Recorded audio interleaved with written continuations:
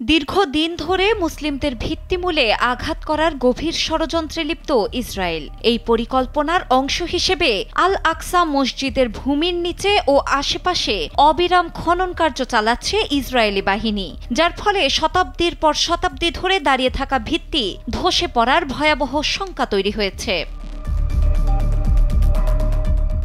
এ প্রসঙ্গে জেরুজালেম গভর্নরেটের উপদেষ্টা মারুফ আল রিফাই জানান, এই অবৈধ সুড়ঙ্গ খননের কাজটি জেরুজালেমের পুরনো শহরের অমূল্য ঐতিহাসিক ও ইসলামী স্থাপনাগুলোকে ইহুদীকরণের এক বৃহত্তর ও কুটিল পরিকল্পনার অংশ মাত্র।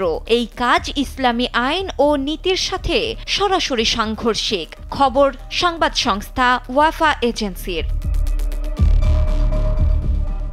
তথ্য অনুযায়ী ইসরায়েলি কর্তৃপক্ষ এই কাজের আড়ালে এলাকাটির রূপ বদলে দিতে চায়। মসজিদ সংলগ্ন প্রাচীন জলপথগুলোর ইচ্ছাকৃতভাবে শুকিয়ে ফেলে সেগুলোকে সুড়ঙ্গ, জাদুঘর এবং ইহুদি উপাসনালয় ও সিনাগগে রূপান্তরিত করা হয়েছে। জাব্বানা মার্কেট নামে পরিচিত একটি সুড়ঙ্গকে সম্পূর্ণভাবে ইহুদি পর্যটকদের জন্য একটি পথে পরিণত করা হয়েছে।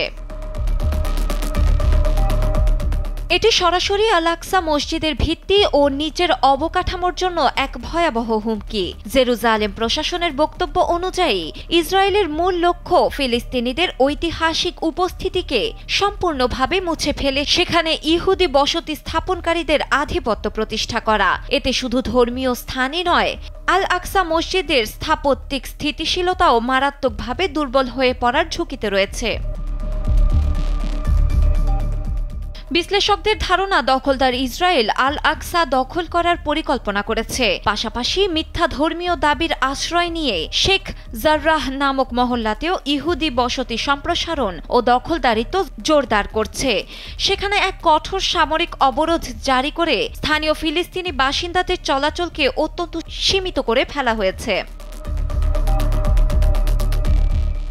ইসরায়েলি বাহিনী তাদের খেয়াল খুশি মতো যে কোনো সময় পুরো এলাকা জুড়ে সেনা মোতায়েন করে, বন্ধ করে দেয় এলাকার প্রধান সড়কগুলো। এই অবরোধের ফলে স্থানীয় বাসিন্দাদের দৈনন্দিন জীবনযাত্রা প্রায় অচল অবস্থায় পৌঁছে গেছে, যা নিঃসন্দেহে নীরব মানব সংকটের সৃষ্টি করেছে।